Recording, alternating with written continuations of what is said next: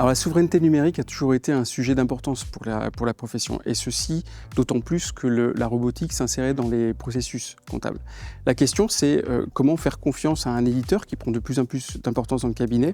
Est-ce que c'est un partenaire ou est-ce que ça ne l'est pas? Et donc c'est ce qu'on a voulu interroger à travers ce nouvel opus de la Centrale 45.2 sur la souveraineté numérique des cabinets. On a eu diverses réponses, diverses opinions concernant notamment la rémunération indirecte, la possibilité pour un éditeur ou pas d'aller s'adresser directement et sans son autorisation aux clients finaux pour leur vendre des solutions. C'est toutes ces opinions qui font la richesse de ce nouvel opus de la Centrale 45.2.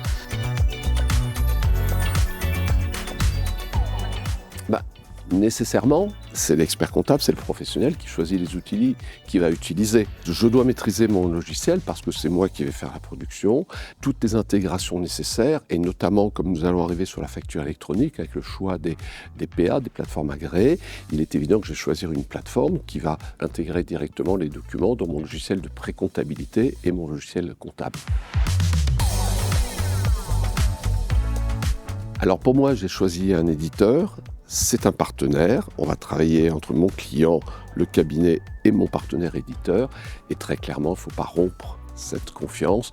Je ne veux pas travailler avec un éditeur qui se permettrait d'aller voir, sans mon accord, mon client en direct. C'est important, ça fait partie de la confiance et de la chaîne de confiance que nous allons mettre en œuvre pour mieux travailler. Dans un monde qui évolue beaucoup, le cabinet doit garder la maîtrise de ses outils et de ses différents outils. Ainsi, comme il va choisir différents produits, il va falloir qu'ils puissent les intégrer le mieux possible ou les faire intégrer pour absolument ne pas rompre ce circuit d'information, et la facture électronique en sera parfaitement l'exemple puisqu'il y aura la collecte par la PA, puis le traitement dans le logiciel de pré-comptabilité, puis la comptabilité générale, le tout en partage avec son client.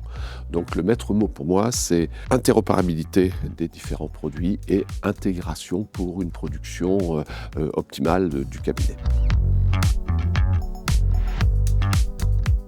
Dans un monde où nous allons avoir de plus en plus d'interopérabilité, il faut absolument que le cabinet puisse rester maître des différentes étapes et réussir à intégrer le tout pour avoir la meilleure production possible, le plus homogène possible et un meilleur partage avec son client. Tout ça pour avoir la valeur ajoutée optimale.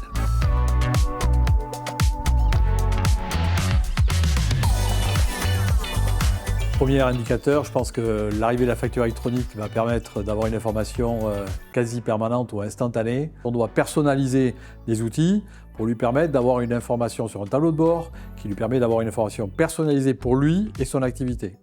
Ce qui permettra d'avoir un contact régulier avec le client et qui permettra également, au travers de ce contact, d'ouvrir d'autres possibilités sur des missions du style la stratégie, la cybersécurité, le développement des IT, tout un tas d'activités aujourd'hui sur lesquelles on n'est pas forcément toujours présent puisqu'on est toujours sur le réglementaire et le déclaratif. Les cabinets ont toujours connu des transformations. Celle-ci est très marquante puisqu'en fait on va vraiment vivre une révolution technologique, la facture électronique. Les collaborateurs ont déjà entrepris tout un tas de transformations et l'intégration notamment des fichiers et toutes les révolutions des produits que l'on peut connaître. Mais il va falloir encore marquer l'aspect formation de nos collaborateurs pour qu'ils accompagnent nos clients dans la dynamique finalement d'un contact régulier. Et donc ça s'apprend, c'est pas inné, il va falloir là aussi continuer cette démarche. Parce qu'à travers cette démarche de formation et d'accompagnement, on sera du coup ancré chez nos clients et de plus en plus pertinent par rapport à leurs besoins.